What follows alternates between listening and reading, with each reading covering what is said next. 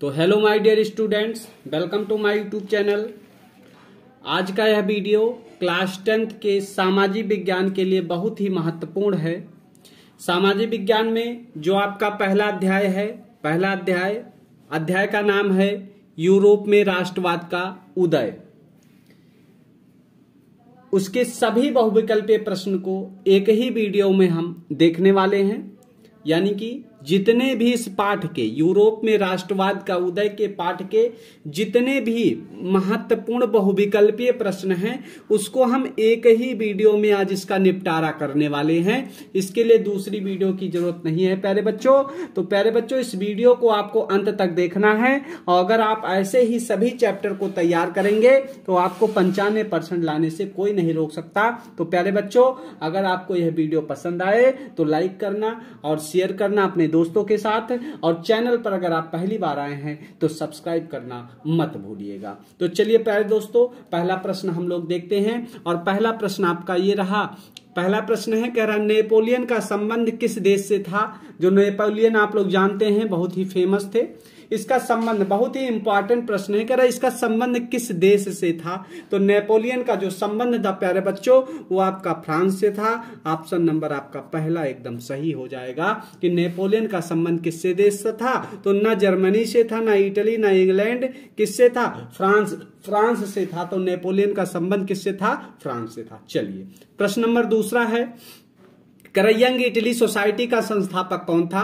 Garibaldi, Bismarck, काबूर या Mazzini. ठीक है, तो ऑप्शन नंबर प्रश्न नंबर दूसरे का ऑप्शन नंबर डी आपका सही हो जाएगा। कौन था? मेजनी था। ठीक है, तो यंग इटली सोसाइटी का संस्थापक कौन था? मेजनी था। ठीक है, चलिए प्रश्न नंबर तीसरे की ओर चलते हैं। प्रश्न नंबर तीसरा आपका कह रहा है, राष्ट्रवाद का प्रारंभ जिस देश से हुआ। राष्ट्रवाद का कहने का मतलब है कि राष्ट्रवाद का प्रारंभ किस देश से हुआ था। तो राष्ट्रवाद का प्रारंभ आप लोग जानते हैं, बहुत ही मेन क्वेश्चन, बहुत ही इंपॉर्टेंट क्वेश्चन है। ये राष्ट्रवाद का प्रारंभ फ्रांस से हुआ था। ठीक है, चलिए प्रश्न नंबर चौथा है, इटली का एकीकरण किसके नेतृत्व में किया गया। इटली का जो एकीकरण है वो किसके नेतृत्व में हुआ था। ऑप्शन आपके हैं गैरिबाल्डी, बिस्मार्क, नेपोलियन और विलियम प्रथम। चार ऑप्शन है। कह रहे इटली का एकीकरण किसके नेतृत्व में हुआ था। तो इटली का एकीकरण किसके नेतृत्व में हुआ था भैया? ऑप्शन नंबर पहला सही हो जाएगा, गैरिबाल्डी के। जो उस पे गैरिबाल्डी के नेतृत्व में इटली का एकीकरण हुआ था। ठीक है, चलिए तो प्रश्न नंबर 5वें की ओर चलते हैं। प्रश्न नंबर 5वां कह रहा है, जर्मनी का जो एकीकरण था इसमें जो मुख्य भूमिका थी वो किसकी थी। जर्मनी के एकीकरण में जो मुख्य भूमिका थी वो किसकी थी? गैरिबाल्डी की नहीं थी, नेपोलियन की नहीं थी, तो किसकी थी? ऑटो वान बिस्मार्क की थी। किसकी थी? ऑटो वान बिस्मार्क की मेन जो है भूमिका थी। ठीक है भैया, तो जर्मनी के एकीकरण में बिस्मार्क की भूमिका थी और इटली के एकीकरण में किसकी थी? गैरिबाल्डी की थी। दोनों बहुत ही इंपॉर्टेंट। और ये भी भैया, राष्ट्रवाद का प्रारंभ कहां से हुआ था? तो फ्रांस से हुआ था। और यंग इटली सोसाइटी का संस्थापक कौन था? मेजनी था। नेपोलियन का संबंध किससे था? फ्रांस से था। या फट से रिवीजन हमने करवा दिया। तो 5 प्रश्न आपके हो गए। चलिए देखते हैं प्रश्न नंबर 6। ठीक है, प्रश्न नंबर 6 आपको देखना है, फ्रांस की क्रांति हुई। जो फ्रांस की क्रांति है वो कब हुई थी? ऑप्शन आपके हैं सन 1788 में, सन 1789 में, सन 1790 में और सन 1787 में। तो फ्रांस की क्रांति कब हुई थी भैया? तो याद रखना, सन 1789 में फ्रांस की क्रांति हुई थी। ऑप्शन नंबर बी एकदम करेक्ट है। कब हुई थी? 1789 में फ्रांस की क्रांति हुई थी। चलिए प्रश्न नंबर 7वां देखते हैं। प्रश्न नंबर 7वां कह रहा है कि फ्रांस में गणतंत्र की घोषणा किस वर्ष हुई। फ्रांस में गणतंत्र की घोषणा कब हुई थी भैया? 1815 में नहीं, 1830 में नहीं, कब हुई थी? 1848 में हुई थी। रट लीजिएगा भैया, इंपॉर्टेंट प्रश्न है कि फ्रांस में गणतंत्र की घोषणा किस वर्ष हुई थी। तो 1848 में हुई थी। ठीक है, अभी हम रिवीजन भी करवाते चलेंगे आपको, अभी देख लेना। ठीक है भैया, चलिए तो प्रश्न नंबर 8वें की ओर चलते हैं। प्रश्न नंबर 8वां आपका है, वाटरलू के युद्ध में। ठीक है भैया, किसके युद्ध में? वाटरलू के युद्ध में नेपोलियन की हार कब हुई। ठीक है भैया, वाटरलू के युद्ध में नेपोलियन की हार कब हुई। ठीक, कब हुई, दिखाई दिया ना। वाटरलू के युद्ध में नेपोलियन की हार कब हुई? ऑप्शन आपके हैं 4, सन 1815 में, सन 1816 में, सन 1817 में और सन 1820 में। तो ऑप्शन नंबर पहला ही इसका सही हो जाएगा। सन 1815 में ही क्या हुआ था? वाटरलू के युद्ध में 1815 ईस्वी में जो है नेपोलियन की क्या हो गई थी? हार हो गई थी। ठीक है, चलिए प्रश्न नंबर 9 की ओर चलते हैं। तो प्रश्न नंबर 9 आपका कह रहा है निम्नलिखित में से यह कथन किसका है? कथन क्या है देखिएगा कि जब फ्रांस छींकता है तो पूरे यूरोप को सर्दी जुकाम हो जाता है। ठीक है, कह रहा है निम्नलिखित में से यह कथन किसका है कि जब फ्रांस छींकता है ना तो पूरे यूरोप को क्या हो जाता है? सर्दी जुकाम हो जाता है। ठीक भैया, ऑप्शन आपके 4 हैं। फिर से देखिएगा, निम्नलिखित में से यह कथन किसका है कि जब फ्रांस क्या करता है? छींकता है। जब फ्रांस छींकता है तो पूरे यूरोप को क्या हो जाता है? सर्दी जुकाम हो जाता है। ऑप्शन आपके हैं काबुर का, बिस्मार्क का और किसका? मेत्सनी का। ठीक है, किसका? मेत्सनी का और मैटरनिक का। तो यह ऑप्शन पहला गलत है, दूसरा भी गलत है। ये किसने कहा था?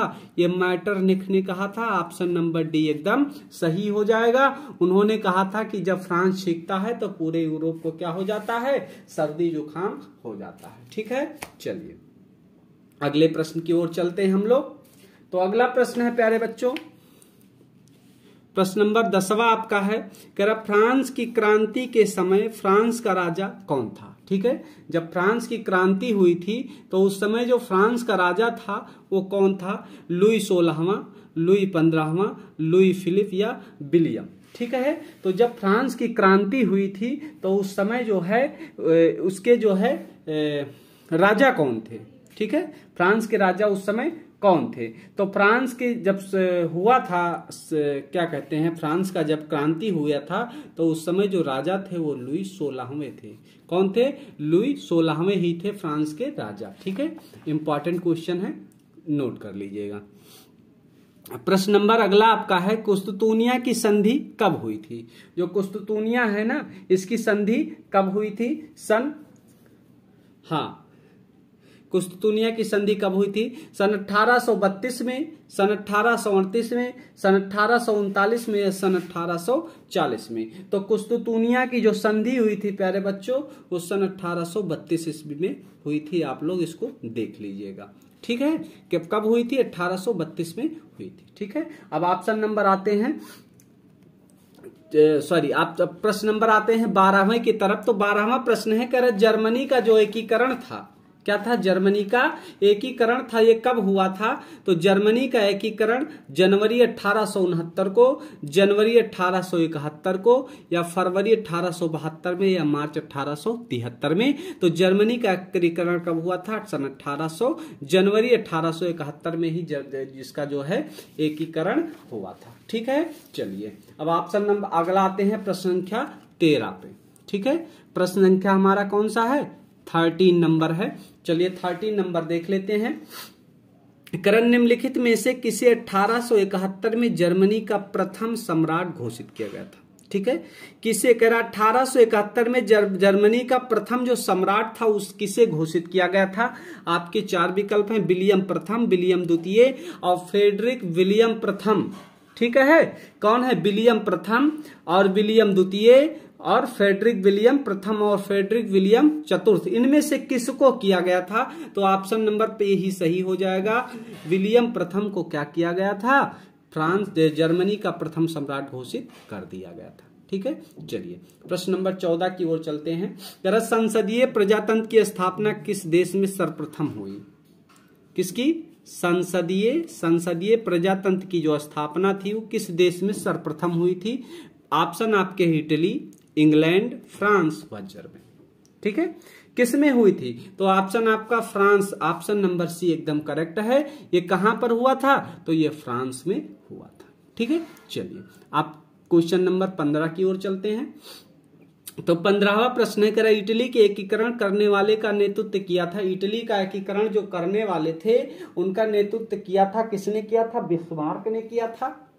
बिस्मार्क ने किया था, बिस्मार्क ने किया था, काबुल ने किया था, मेजनी ने किया था, या गैरिबाल्डी ने किया था। ठीक है, तो किसने किया था? किसका?